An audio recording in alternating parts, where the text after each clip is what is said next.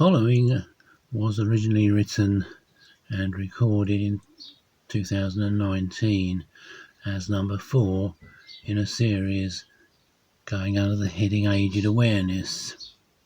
Since then, of course, the general election has come and gone, as has Brexit, and we're now in the second year of COVID-19, none of which changes anything but merely reinforces it. Originally, each of these essays followed a quotation from various of Duane Heppner's Amazing Romantic Adventures series, books that should be read by anyone interested in escaping this physical plane and the dire things that are rapidly approaching it. In deciding which quotation to use this time, being the 4th such essay, I used the same technique as I did for number 3 in the series, namely, I pulled one of Duane's books out at random, opened it while looking away and plonked my finger down before looking to see what I had hit. In essay 3, or Doom Report number 1, having used book 3 then, as it happens, I found myself passing over reincarnation and the interlife state, saying these are outside the scope of that essay. Now it seems is the time to at least revisit those topics, as I appear to have been directed to them by the Real Guides. As the main purpose of these talks is sharing with anybody who is interested enough to listen, then it seems to me the logical thing is to a certain extent discuss my own experiences, if only in broad terms. I could fill a book with it all, indeed the book is written, but unlikely to be read, certainly while I am still in this present physical body. As indicated by Duane in the quotation, those who came to the NUUU invariably do so by a long, arduous route spanning, if we only knew it, very many lifetimes. In my own case, it took in this present life some 70 years, and who knows what before. From an early age I had very many strange experiences, inexplicable by so-called normal standards, though it was not until my early teens that I really came across the idea of reincarnation,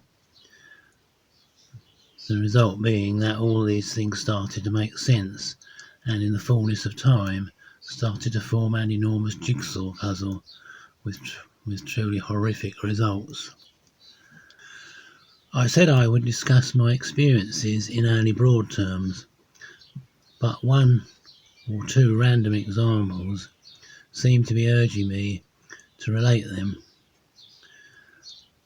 I will follow my intuition on this, although I know I am walking a tightrope here. As always, I will put my trust in the Real Guides. When I was a small boy in the 1950s, like all boys my age, I often played in the street with my friends, and inevitably these often included cowboys and Indians, soldiers and so on.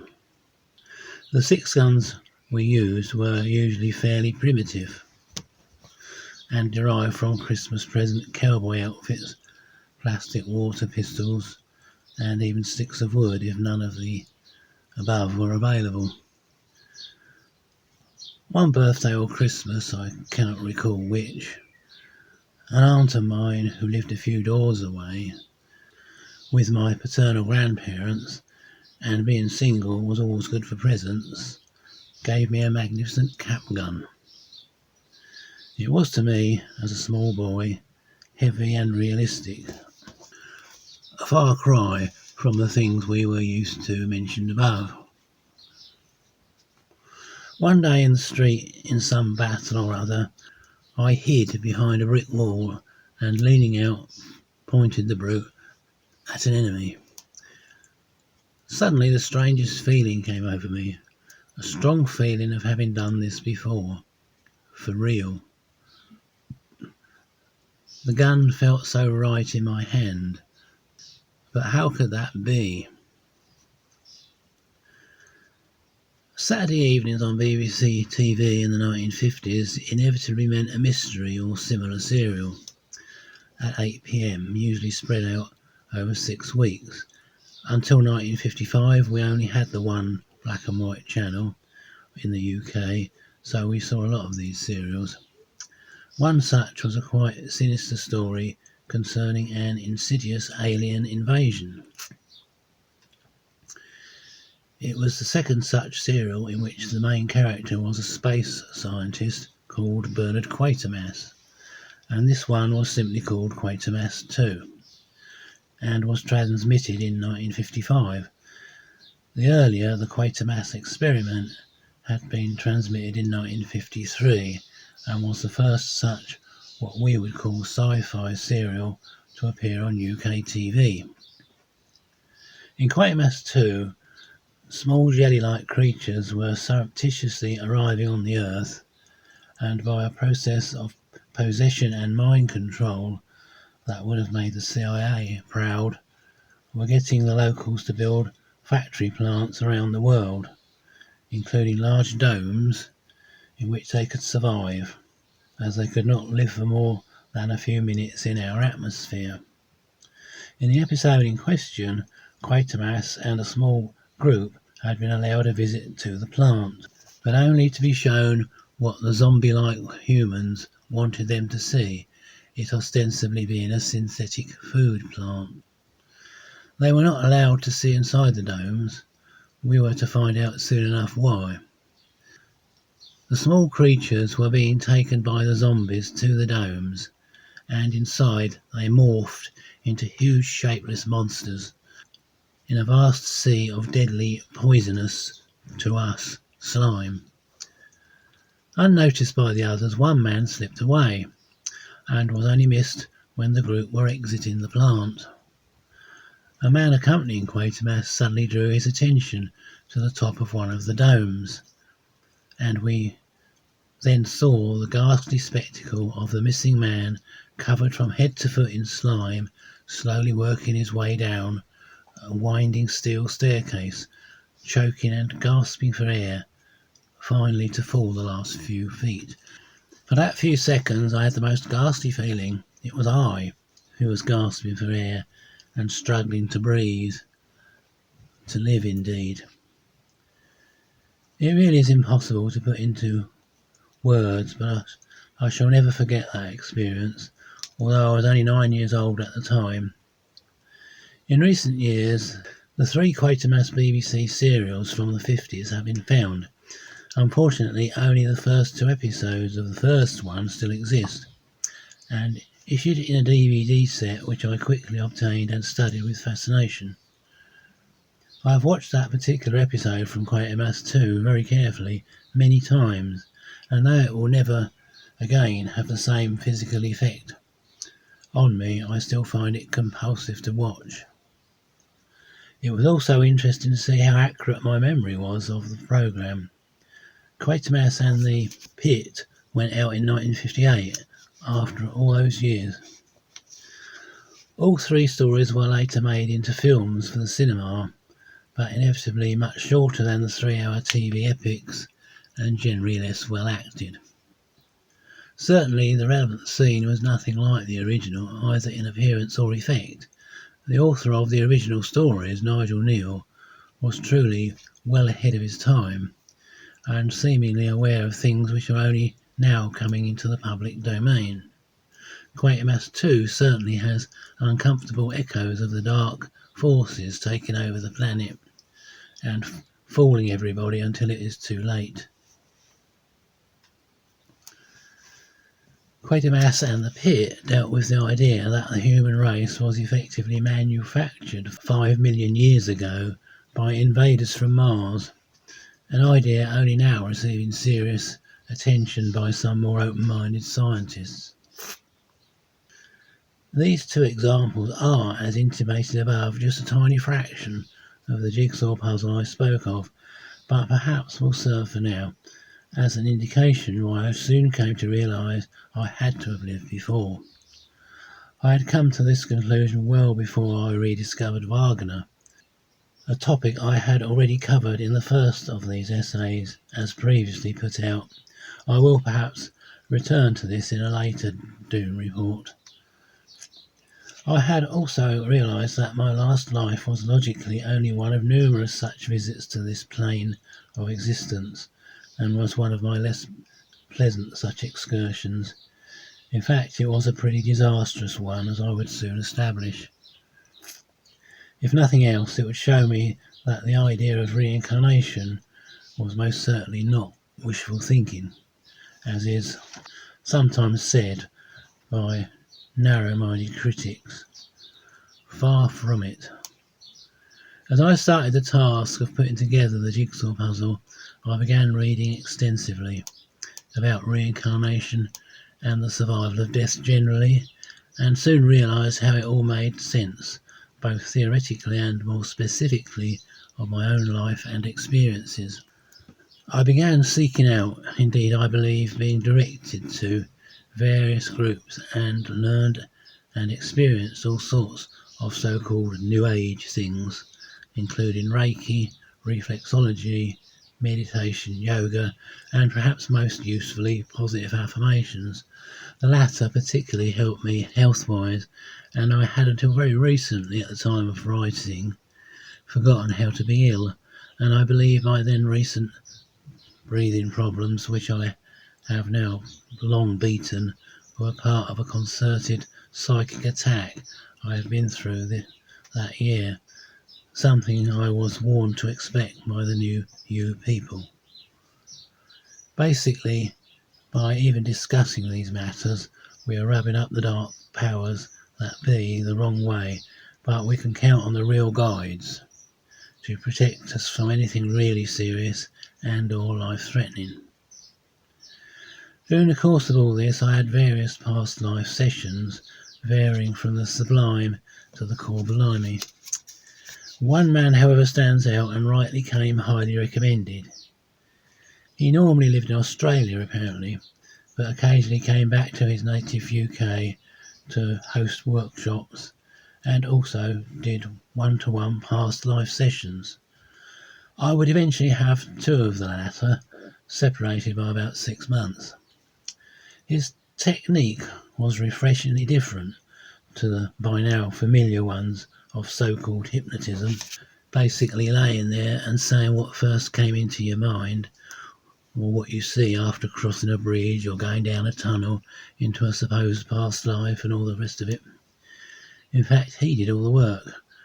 I just had to lay there with eyes closed, and he somehow read my third body, as he termed it, through meditation. I'm sure it was totally genuine. He didn't know me from Adam, let alone anything about me. He asked me no questions about why I was there or anything else for that matter. He told me before we started not to be surprised at what came up, and it was sometimes the case that more than one past life came up. Sometimes nothing at all did. In the event, it was 5 lives that surfaced. I don't wish to go into any great details at this point. Safe to say, for my money, he got it in one. The first life that came up was clearly my last one, and confirmed pretty well exactly what I had already suspected, to put it mildly. Certain minor details proved to me he was not getting it from me, telepathically or any other way, and one of the other lives, though 2,000 to 3,000 years earlier, seemed very much to cross-reference with my last one. Indeed, he told me a scene from my last life cut into this one at one point, indicating to him there was a definite connection. After the session finished, he agreed with me that the recent life was almost an action replay of the earlier one, and ended much the same painful way. I said I felt all 5 lives were rather exotic, to which he responded, not really, just being perhaps some of the ones having more valuable things to teach me. I had to remember we have all had hundreds, if not thousands, of lifetimes, the vast majority of which were boring, mundane and repetitive, and of little experiential value whatsoever. Inevitably, only the more interesting and dynamic ones were going to come up in the hope of teaching us something. He also advised me that he saw one of my spirit guides who said I was in a mega rut and had many lifetimes where I was like an automaton, a mechanical man who always had a kind of father figure or leader I followed almost blindly and greatly admired or even loved, and that I needed to be more creative. Perhaps that is why I feel the great urge to put together these essays. I told him I always thought my last life was the big one, to which he wholeheartedly agreed, and added, "You usually find when you are in a rut and making little or no progress that you'll get a life that is a kick in the pants, to shake you up and get you moving." In more recent years, the sessions and workshops have pretty well given way to more intensive reading. The numerous books I read came to me in what I can now see was a very logical order, and were to some extent supported by the odd good TV documentary. Near-death experience items were supplanted by excellent authors on real death and reincarnation works. In this last category, one noteworthy author was Michael Newton. I picked up a copy of his Journey of Souls on holiday one year and found it tremendously interesting, as were the further 3 of his books I acquired subsequently. In a nutshell, Newton describes how he came to hypnotise various people down to the theta level, which seems to be the collective unconscious or superconscious described by Carl Jung and others. Edgar Cayce, the great American clairvoyant, said that anything that comes up from that level is always true. The less deep subconscious level is personal to us only, and basically can get it wrong or tell downright lies as much as the conscious level. From his sessions, Newton was surprised to find remarkably similar reports coming up over and over again by all types of people of their previous death experiences, following on from previous lives and what happened to them next. Boiling it down, the usual scenario had the deceased separating from their body and finding themselves in another place, being greeted by previously deceased loved ones, often, though not always, after a journey through a long tunnel. After a certain amount of time, being with a soul group, a spirit guide would take them to a tribunal-like experience, where they would basically get a dressing down about the things they got wrong by a number of elders behind a long table, albeit in a fairly friendly and non-confrontational way. Subsequently, they would be taken to a place where screens showed them snippets of 2 or 3 possible future lives, from which they made a choice, and ultimately they were sent back to Earth to go through the whole dreary business again. Subsequent to Newton's books, I discovered Dolores Cannon and read a lot of her books, including the very revealing 4-part work, The Convoluted Universe. Her fascinating books took things further, and being written over a period of years, trace her own development and growth as a deep trance hypnotist. As she said herself in the later volumes, it was as if the powers that be were gradually educating her and trusting her with more and more formerly jealously guarded knowledge. Hence, she graduated from the cases of more mundane earthly lives to cases of reincarnated aliens from other worlds, more completely spirit beings, and much else besides. While I had been doing all this reading and other things, Gwen, my wife, and Kevin had been doing their own similar things, and it was perhaps inevitable that our paths would eventually converge. I started to hear them talking about somebody called Duane, and one day curiosity took over and I asked who this Duane was. Kevin very quickly put me in the picture, and I soon found myself reading book 1 of Duane's amazing Romantic Adventures series, to be followed avidly by books 2 to 8. At the time of original writing, I was awaiting Kevin finishing book 9, but have now read this also, completing the set. Once I got into the NUUU, I realised that the aforementioned books by Michael Newton and Dolores Cannon, though wonderfully interesting and useful, inevitably fell short of the full picture. Inevitably because the subjects hypnotised by definition were now back here on Earth, and therefore not got any further than the experiences I outlined a moment ago in connection with Newton's books. From what I have learned from Duane's books and regular contact with him via Kevin's Skypes, I realise there is so much more to it all, a universe full in fact. Thus, on becoming aware of the real universal guides, those beings of light and emissaries of the All-Is who have taken it upon themselves to assist the upward advancement of those of us who demonstrate genuine intent to make such advancements, and we regularly saying or singing mentally or otherwise the NUUU, they will take us past the obstacles or the so-called elders and other contricks designed only to keep the earth populated by slaves for the benefit of the favoured few and their forthcoming new world order. Obviously, it's not just that simple. We have to work our way up through the next 4 levels of creation.